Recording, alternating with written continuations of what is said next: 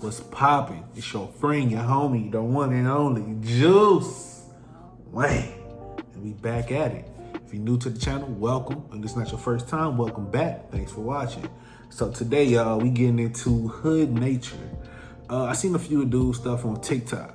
And then I just so happened to put his name in on YouTube to see if he had some stuff. And he does. So today we checking out This Is How Camels Flirt and other answers to questions you didn't ask.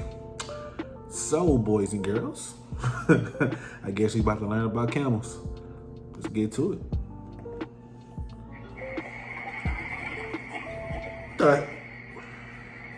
That's his stomach? Oh! Spit their stomachs out their mouth to cool off. Now I would love to freak y'all out and say it's true, but what it really is an inflatable extension of the soft palate. You know that soft upper part in the back of your mouth? This flesh balloon is called a doula, and male camels spit them out to get a female's attention or to flex their dominance. The sand donkey will even add foam to it as a sign of like nuts. And they'll go into this thing called rut.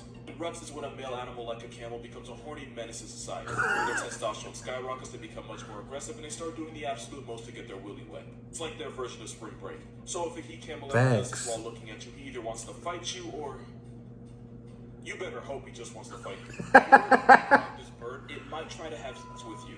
Imagine if I just ended the video right there and didn't explain myself. This fat flightless parrot is a kakapo, and if it's not the most down bad thing on the planet, it's definitely top 5. They're so rare that they're only found in New Zealand, and there's only like 200 of them left. So to get a date, the male kakapo will sit in a hole in the ground and make a loud booming call for 6 to 8 hours a day, every day for about 4 months. But because they're so rare, he can put in all that work and still end up getting less action than a white crayon. Which is why this bird looks like it listens to Drake. It's like a guy swiping on anything with a pulse on Tinder and still ending up with no matches. And just like that guy, this bird is down horrendous. Because the kakapo will get so desperate that he'll try to mate with a bird from a different species, and somehow it gets worse than that. Yo, it's crazy. Like, nature is so crazy, yo. The things that these creatures would do for a nut. As like, think about it. Animals do a lot of crazy stuff for a nut. Sounds like a lot of niggas I know. Hey, I ain't snitching on nobody though, but hey, get it how you can, my guy. Or my girl, you know, hot girl summer too. Y'all niggas crazy. But anyway, let's get back to it.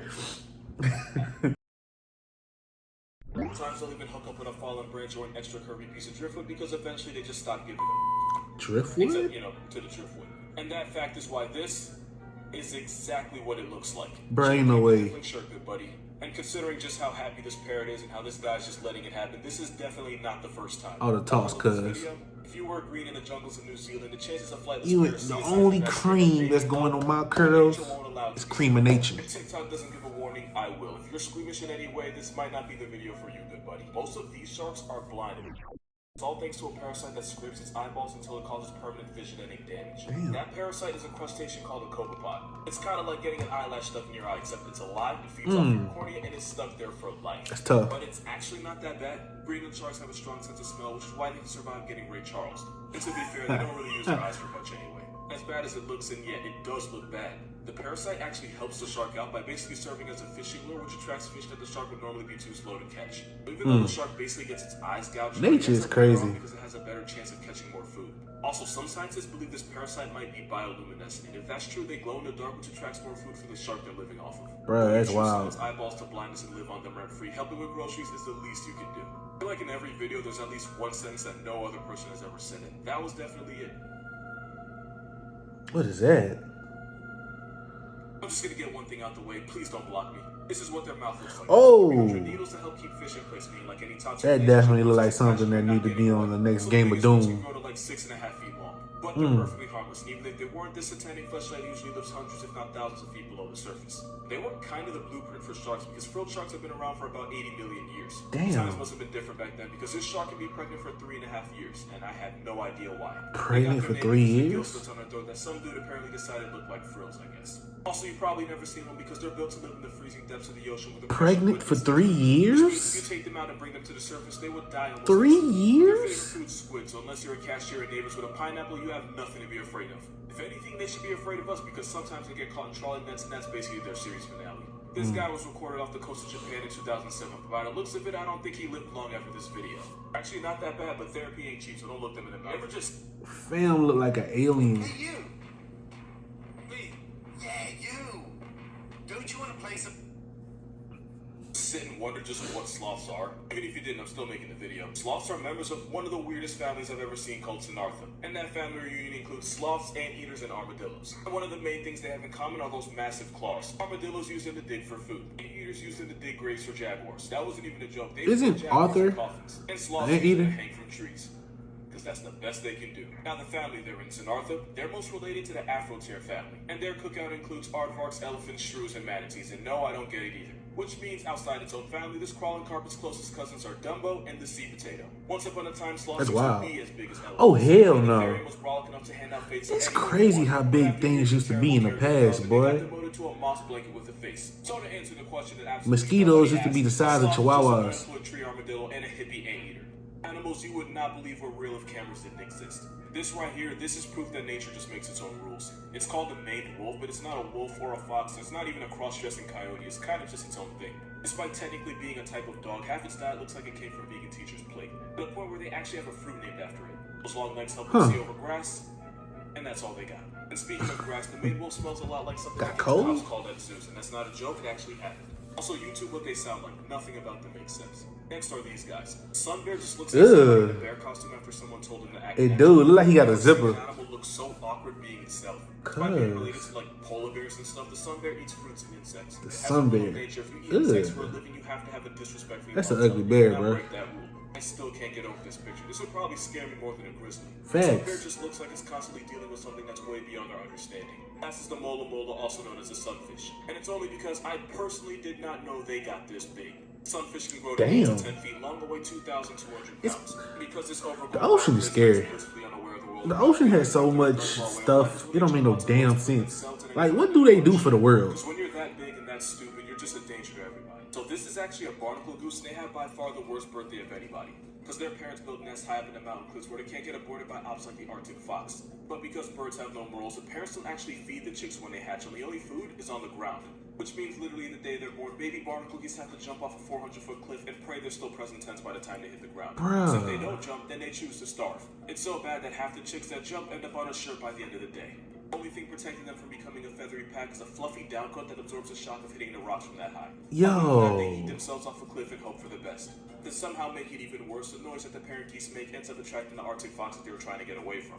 These foxes will literally wait at the bottom of the cliffs for chicks to fall out the sky, meaning they can survive falling hundreds of feet just to get clapped by a fox. If they land too far from their parents, they can end up getting snatched by a raven. Moral of this video, they take baby showers way too Yo, that's horrible. A famous gorilla bro finna drop the nastiest mixtape the jungle's ever seen. This track on his ass called Haram's Bay. That's all the jokes I had. So yeah, that mouthpiece is a result of their diet. Mountain gorillas live in the mountains, and they eat a lot of leaves, roots, bamboo shoots, and bark, but because they live so high up, they eat less fruits than other gorillas. Which means their diet is high in these things called tannins. It's actually the same stuff that makes coffee taste bitter. And after years of eating the same way vegan teacher expects us to eat, it stains their teeth almost completely black. Sometimes it turns their tongues black too. All while giving them one hell of a smile. Moral of this video, your favorite rapper They look slugged up. thousands of dollars just for the same teeth Donkey Kong wakes up with. That's funny. The fuck? Boy, that's a 524 piece at Popeyes. Probably shouldn't be, but it's real.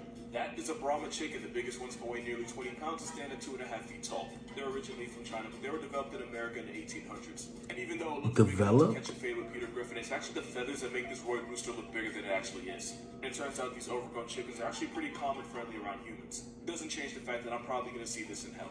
So you've probably heard of the world's happiest animal, the quokka. You've probably also heard that ridiculous rumor that they throw their children at predators in order to save themselves. What?